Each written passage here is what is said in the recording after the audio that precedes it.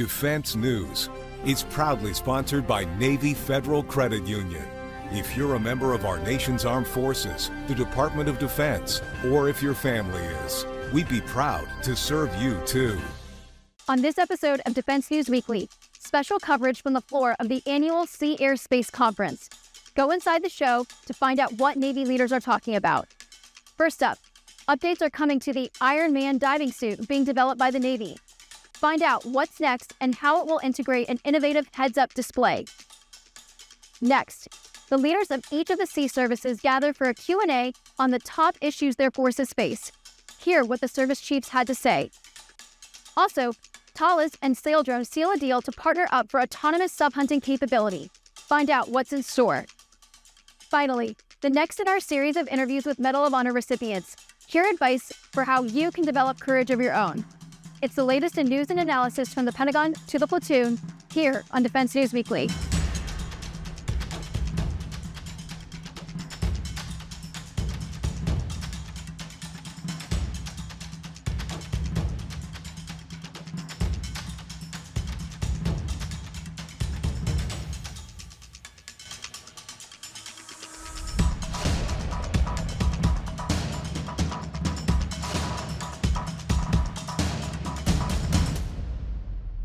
Welcome back to Defense News Weekly.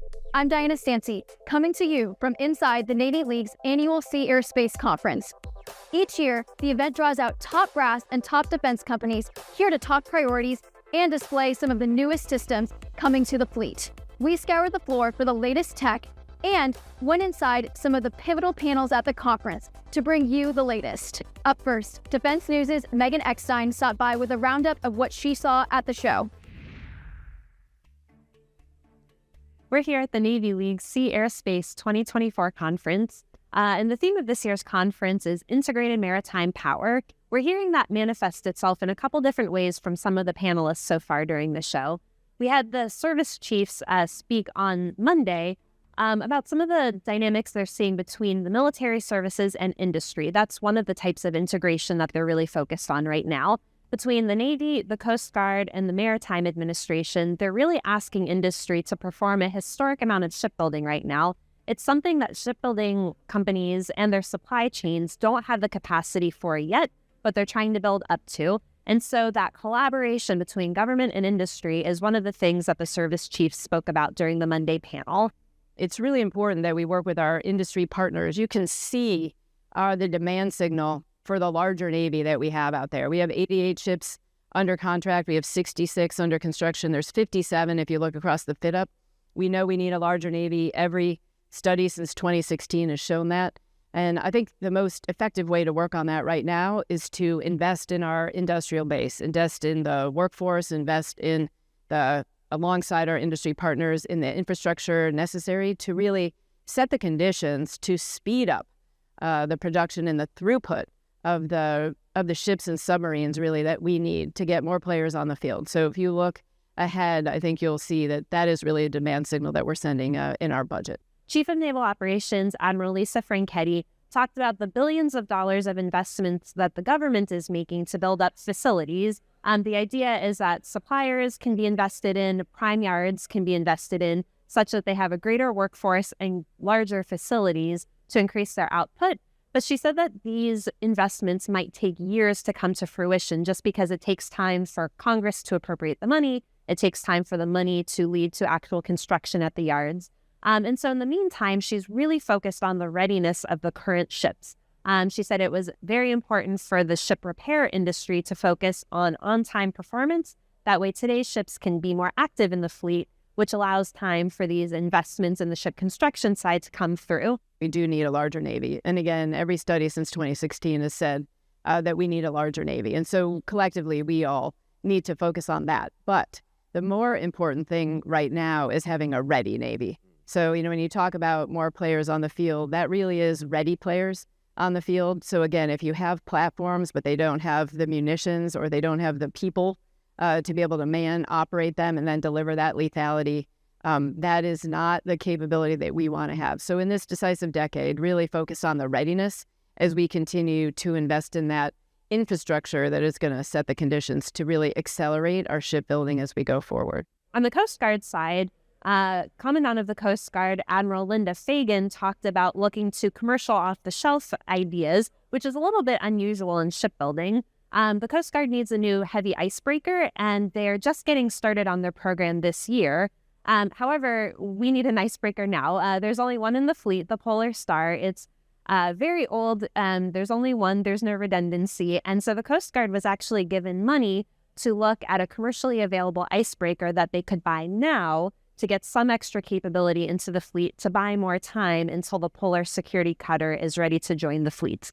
Our 24 appropriation included money for a commercially available icebreaker, so that will allow us to bring some ice-capable ship into the fleet sooner than the timeline for construction for Polar Security Cutter. We're on contract and in budget for Polar Security Cutter and working hard to get to the detailed design maturity necessary to begin cutting steel, and the intent is to do that this year. It is important to remember that we are an Arctic nation, right? We've got incredible, national sovereignty and security interest in the Arctic. We have a large exclusive economic zone, and creating actual presence with ice-capable ships is critical to our national security. As government and industry leaders spoke about their ongoing workforce challenges, several speakers discussed the need to focus on recruiting women and even younger girls to pursue STEM field studies and to potentially think about careers in shipbuilding and the military ship industry.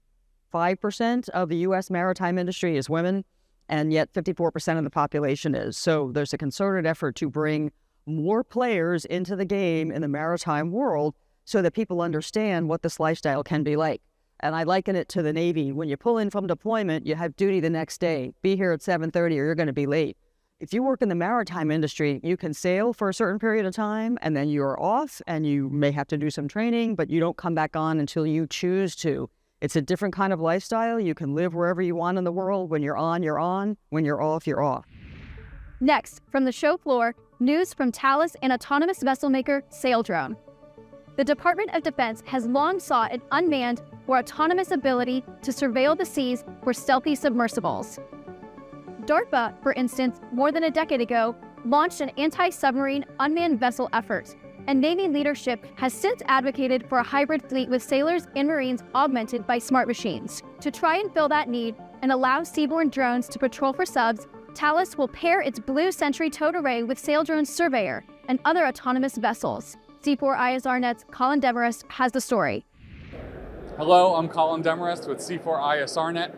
I'm here at Sea Airspace on the show floor in Maryland. Behind me is the Saildrone booth, as well as a Thales towed array. The two companies today announced they'd be working together on autonomous anti-submarine warfare. This is an Explorer USV. They'll be using a Surveyor USV, which is much bigger at 65 feet and 15 tons. We were here for the announcement on the show floor, and we caught up with some executives to learn more. What you're looking at here in front of you is Thales's Blue Sentry thin line towed array. So what we're going to do with the Saildrone team is we're going to connect this towed array to the Saildrone, and we'll be doing a trial later this year. The technology is really based on the heritage that Thales has designing and manufacturing towed arrays for submarines and frigates for the last 40 years. And through the innovation that the team in Australia has been able to do, we've been able to reduce the form factor of those towed arrays, those large towed arrays, to what you see today here. And this mock-up has an acoustic module on it, which is about 30 metres long, and a tow cable which is about 100 to 150 metres long. So that's towed behind the Saildrone, and that's really the ears of the capability, listening to detect other vehicles in the area, such as fishing boats, warships, submarines, anything in the area will be detected by the towed array. There's a lot of new innovation that we have in the array, including the use of fibre optics, which is transmitting all of the data back to the onboard processing on the boat, and then that's encrypted and then transmitted back to shore for the sonar operators to process back on shore. So what does integrating a towed array here onto an unmanned surface vessel like the one behind us bring to the anti-submarine warfare ecosystem? What makes the difference? What makes the difference? It's really it's quite a game changer, and I don't use that phrase lightly, because when you think about how much ocean the navies of the world need to survey, it's immense. It's immense expanses of water. Combining a sonar array like this with multiple autonomous surface vehicles like the sail drone allows those crewed platforms, those crewed frigates, to expand their capability and reach out. And by having the sail drones work together as a collaborative team, just gives an incredible capability out into the expanse. The other thing is they're persistent. They can go out on station for days, weeks, months without any human intervention. So that's a force multiplier that the Navy will be able to get from a capability like this. Don't go away. When we come back, the latest on the Navy's new deep sea diving suit. And later, an interview with a Medal of Honor recipient.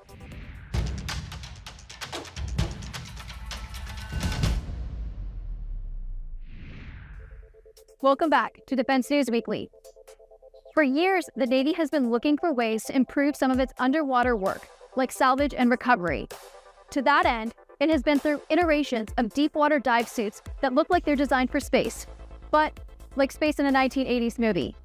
They're big, blocky, and hard to move in, and hard to support from the surface.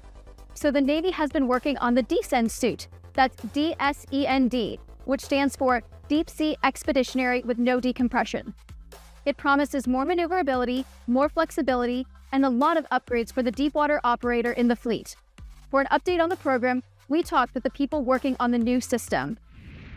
Looking specifically at salvage operations in the Navy, they kind of span the gamut, primarily sea bottom work, between kind of 100 feet, 50 feet, all the way down to 800 or so, up to 1,000 feet for saturation diving. As you get deeper and deeper in the water, you end up having a lot of issues related to the environmental effects of diving. So decompression sickness, cold atmosphere, just increases the risk of damage to the diver. So what we're trying to do with DSEND is we're trying to make diving accessible to those greater depths without having those environmental concerns that we have with diving at depths greater than 300 feet. The direction that we're going is through developing a one-hemispheric dive suit. Now, one-hemispheric dive suits have existed for a number of years. The biggest problem with them is that they've been very large suits, very, very heavy, and they require a lot of logistics footprint in order to maintain them, service them, and then actually field them into the target area. What a one-hemisphere dive suit allows is the diver to operate with the environmental conditions that we're experiencing now, breathing regularly without requiring a regulator connected to their mouth. They can just breathe in and out normally, and they don't have those impacts of the pressure pressing down on them. So traditionally, one-hemispheric dive suits, and even the existing ones now, are very, very large. They're 2,000 pounds. They can go very, very deep, but they're steel, they're heavy, they require a very large vessel to support the operations on it. One of the ways that we are getting away from that, we're moving to smaller vessels of opportunity, is by increasing the range of motion available to the diver in the system. So the existing atmospheric dive suits are very, very limited as far as the range of motion that the diver can accomplish with their arms and their legs. They're not able to walk. They're not really able to use their arms very much beyond putting them into position and then doing slight manipulations. What we're doing with DSEND in order to make it more expeditionary and also making it easier on the diver is by developing articulating joints in the elbows and knees that allow the diver in the suit to actually walk on the bottom, crawl on the bottom. If they end up turtled on their back, they can roll themselves over. It allows them to no longer rely on thrusters to move themselves around on the bottom, which means that the amount of support equipment that's required on the surface is significantly reduced. So as we look at reducing the overall volume of the suit, what we're looking at is articulating in the joints. So this is an example of our 50-foot prototype of a articulating joint. This is developed by Mide Technologies, and it works on basically an internal spinal structure that protects against the compressive forces that would exist when you're at pressure, and allows for the arm to articulate between 0 and 60 degrees. When you incorporate a joint similar to this in the knees, then you get the mobility of being able to walk, being able to crawl, being able to pick things up, and just more easily manipulate equipment. We're working with Coda Octopus. They have a heads-up display system that will be integrating with the diver, so they'll be able to have two-way communication, audio and visual. Really what we'll be doing in the descent suit is doing some custom work to provide them access to virtual gauges inside the dive suit. In typical diving, the only communication line between the diver and the surface is audio communication, and quite often that's often poor because of the noisy environment that everyone works. So although commercial diving would have a commercial camera, for example, on the diver benefits nothing from having that sensor worn because they can't see where the camera is looking, for example. Bringing in augmented reality glasses in the DAVD system, so DAVD stands for, Diver Augmented Vision Display, we can now project information to the diver's helmet or face mask, and that information is almost endless. So this screen here, although this is the augmented reality glasses, what I'm giving you here is the real-time view from the glasses, and this is actually showing you not only an RGB image as you would normally have from the camera, but this is edge information. So this is an unrealistic environment of the trade show for what the diver would see. But what I'm showing you is anything that's got hard edges on it, we're drawing the outline. So if they were walking towards a feature, for example, it could be a downed aircraft or some asset, we're enhancing the edges that is difficult for the diver to see in real time and then drawing their attention and focus to that. If you were to put your head into here, that's exactly what you're physically seeing inside this heads-up display. In a tethered dive situation, the supervisor also has full access to that as well. So, for example, here, I can see exactly what the diver sees.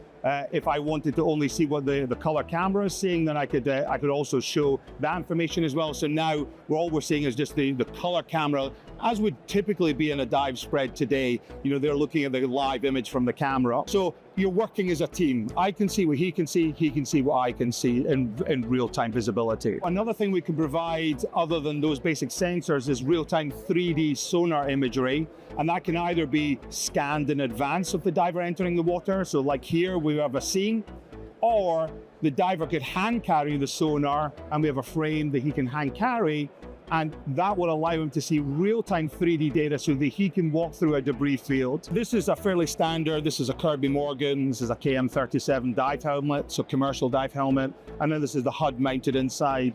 One of the critical aspects that we took on board in the design is to not change any of the aspects of the dive helmet, so we use and work with Kirby Morgan to bring the display, for example, out through common ports that are already available. So for divers, it's an easy swap in, 15 minutes to take the HUD in and out of the system, and they're fully operational from a system that's never had one installed before. When we return, our personal finance expert is back with her latest tips to help explain to you why it's beneficial to work with a financial advisor. Stay with us.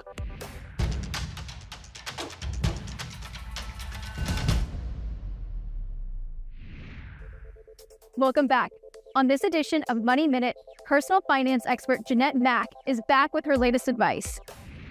Whether you're thinking of getting into the stock market or you're one of the nearly 60% of Americans who say they already own stock, you may be wondering if you should talk with a financial advisor or go it alone. Well, it depends.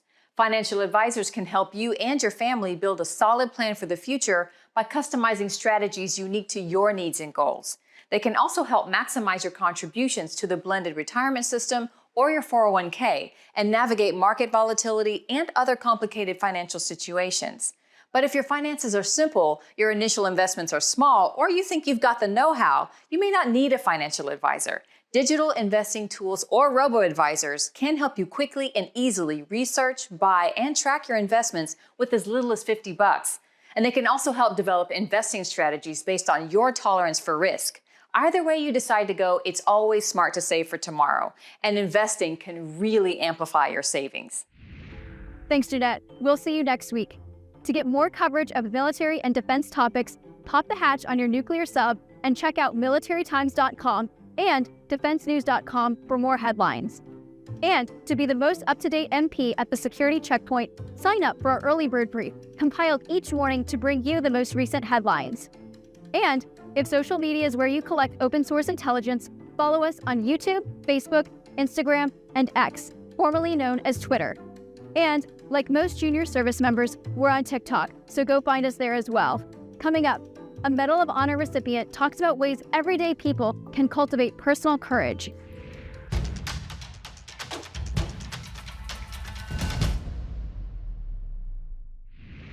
Welcome back to Defense News Weekly. I'm Diana Stancy. The concept of courage can be a little hard to define. What is it and where does it come from? How can everyday people personally cultivate it?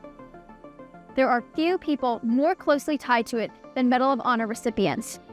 And in the next installment of our special series, The Honor Project, Army veteran David Malavia talks about where you can find your own courage. Have a look. I just remember the guys, the soldiers I served with.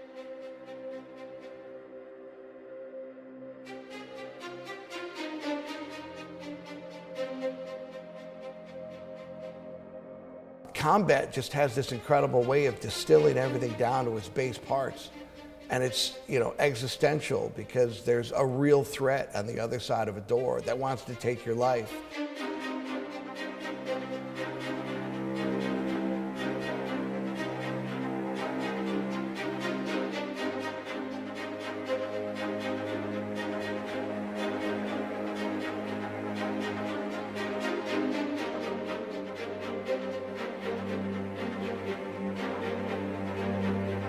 But in that moment, it was like us against the world. It's the worst moment of your life, but it's also the best moment of your life.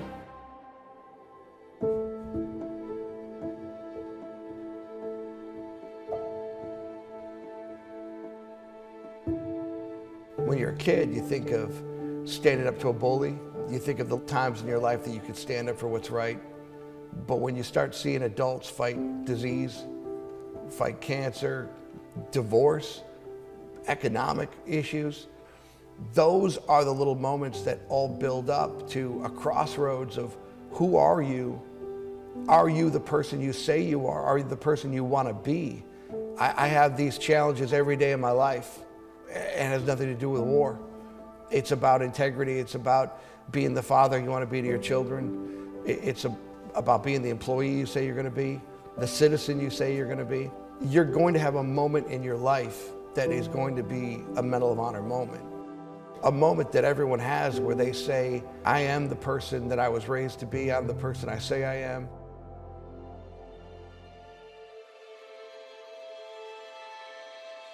I'd always thought that death came with bullets and bombs, and every person I'd ever see lose their life was not wanting to do it.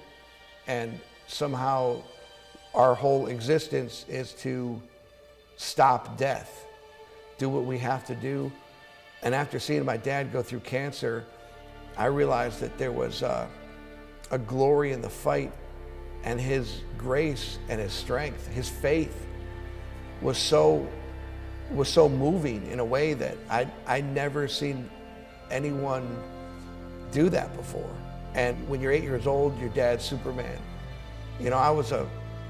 I was a 42-year-old man that looked at my dad and thought, man, he's Superman. He is still, I want to be that to my kids because I'm forever changed for the better. Seeing this fight, I can't tell you that he lost. He dominated it. And he taught me the importance of being the man you say you're going to be. This award represents one day in my life, but I want to be judged by what I do every single day. My job as a Medal of Honor recipient is to remind people that we should be this person every single day. There are Americans that knew the decision that they were going to make was going to cost them their lives, and they did it anyway. They would say, yes, this is who I am. My integrity, my honor, my soul is more important than what you think of me. And if we can do that with 8 and 10-year-olds, we are going to have the best 150 years in front of us, because that's contagious. That makes America stronger and better. Courage is not something that stands apart. It's our obligation. And I want to remind young people that when they see their country, this is the ultimate gift that we've been given, and we can go two ways with it. The goal is to raise a generation of people that are decent, show dignity, show respect, but also love their country and their way of life and are willing to do anything to preserve it. And that's all we have time for in this episode. Thanks for joining us, and we'll see you next week.